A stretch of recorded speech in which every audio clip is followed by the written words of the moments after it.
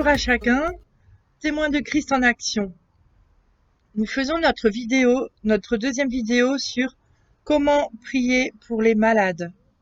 Donc je m'appuie sur ce livre pour vous donner des perles et surtout vous donner faim et soif de l'acheter, de le lire et de le mettre en pratique. Donc voilà. Donc comment se mettre en route pour prier pour les malades? Donc là, je vous lis quelques extraits. Aspirez aux dons les meilleurs. Puisque vous aspirez aux dons spirituels, que ce soit pour l'édification de l'Église, que vous cherchiez à en posséder abondamment. Imaginez un internat en feu, rempli de centaines d'enfants. Les pompiers arrivent avec camions, échelles, mousse carbonique et autres masques à oxygène. Ils seraient prêts à intervenir, mais ils se tiennent entre ce discours. Si Dieu nous appelle à sauver ses enfants, nous sommes entièrement disponibles, mais nous ne voulons pas être prétentieux au point de croire que nous pourrions les sauver par nos propres forces.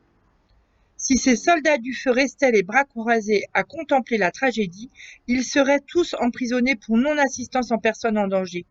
La population tout entière serait immanquablement scandalisée et dégoûtée par l'attitude de ces hommes. Combien de chrétiens sincères tiennent aujourd'hui ces propos? Si Dieu veut m'utiliser pour prier pour les malades, je suis entièrement disponible. Mais pour l'instant, il ne m'a rien dit, et je ne voudrais pas agir orgueilleusement par mes propres forces. Ces paroles sages en apparence n'ont rien de biblique. Cette attitude de neutralité, chère à tant de disciples, est en réalité coupable. S'il existe des ministères plus particulièrement orientés vers les malades, tous les chrétiens sont appelés à imiter Jésus-Christ, non pas virtuellement, mais réellement. Il a pris un temps considérable pour les malades, car le Père avait et a toujours compassion d'eux. Les malades, ce sont, à un moment donné ou à un autre, la totalité de mes amis, de mes voisins et des habitants de mon pays. Puis, plus loin, il continue, Carlo Brugnoli continue. Ce n'est pas avec le désir de briller que nous devons nous mettre en route et chercher à être équipés par le Seigneur, mais parce que la Bible nous l'ordonne. Nous devrions prier pour les malades comme si nous étions à leur place.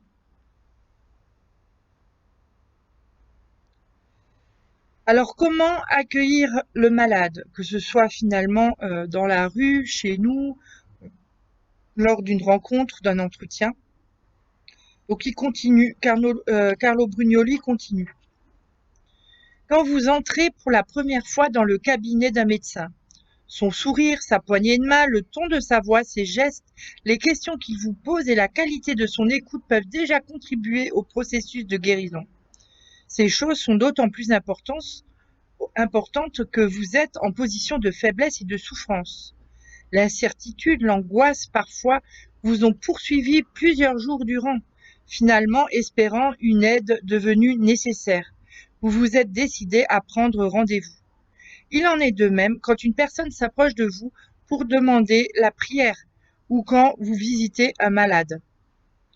Regardons ces notions d'un peu plus près. Les salutations. Il est normal et naturel de saluer, au moins par le regard et le sourire. La personne est dans le besoin. Le ton de la voix. Notre douceur doit être connue de tous les hommes. C'est dans Philippiens 4, verset 5. Les expressions du visage et les gestes, la bonté, l'identification, le don de son temps, la sagesse, tout comme l'impatience, la dureté, le mépris ou la suffisance se lisent sur notre visage et dans nos gestes. Les questions à poser.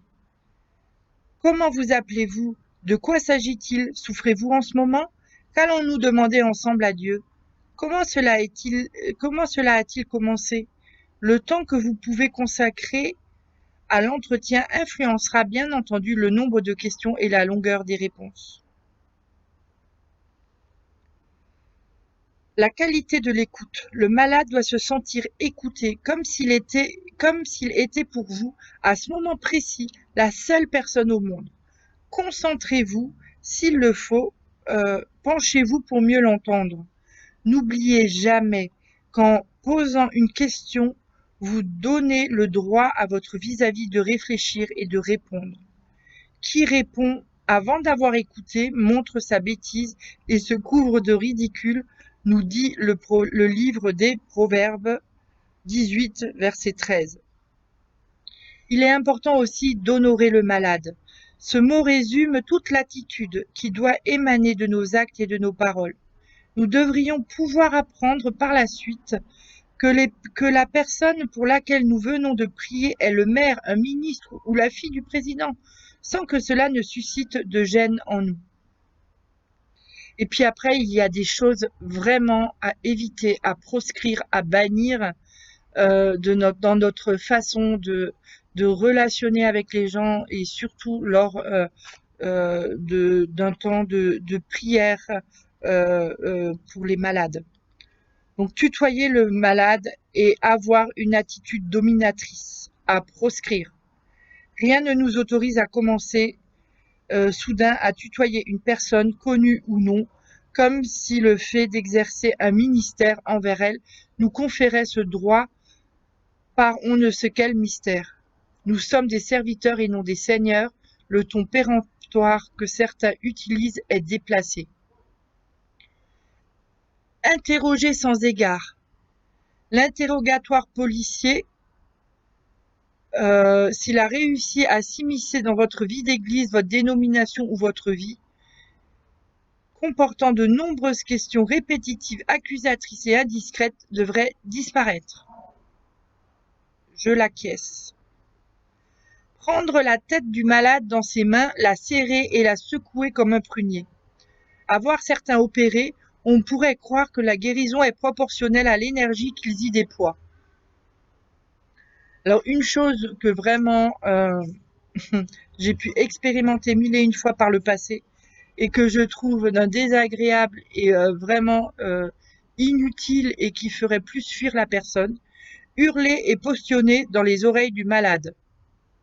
C'est encore la religiosité, la confusion entre décibels et foi qui s'étale ici dans toute leur laideur. Imposer les mains de manière indiscrète. Une femme qui pose sa main sur la cuisse d'un homme ou un homme qui le fait sur les bronches d'une femme est un spectacle trop fréquent, dit Carlo Brugnoli. Ces gestes faits sans arrière-pensée manquent de sagesse et ne sont pas nécessaires. Poser sobrement nos mains sur les épaules ou la tête du malade évite le discrédit.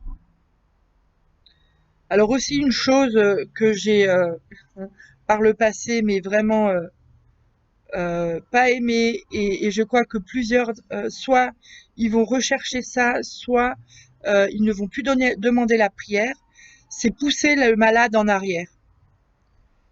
Donc Carlo Brugnoli dit « Si cette pratique est répréhensible, j'ai également constaté que certains malades tiennent plus à tomber sur le sol qu'à écouter la prière.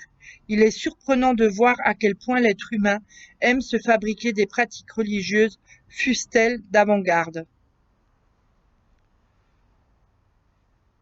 Un dialogue sans bruit. Comme un entretien de conversation ou de relation d'aide, le volume sonore qui entoure le dialogue qui nous concerne doit être aussi faible que possible. Les décibels, à eux seuls, n'ont jamais guéri un seul malade, n'ont jamais sauvé un seul perdu, ni chassé un seul démon. Un autre point dont il parle, c'est l'écoute du Saint-Esprit. Alors là, je vous le résume, mais c'est apprendre à faire silence et à écouter. On a le droit de faire silence et d'écouter. On peut l'expliquer à la personne qui n'est pas chrétienne, de dire voilà, je vais juste me taire, faire silence et je vais écouter Dieu parce que Dieu parle encore aujourd'hui. Et une fois que Dieu a parlé, soit on est plus, il nous donne une parole, donc on la déclare. On ordonne aussi au nom de Jésus. Dieu, alors ça c'est Carlo Brugnoli qui le dit, Dieu a parlé et le monde a été créé. Jésus a commandé au vent et à la mer de se calmer.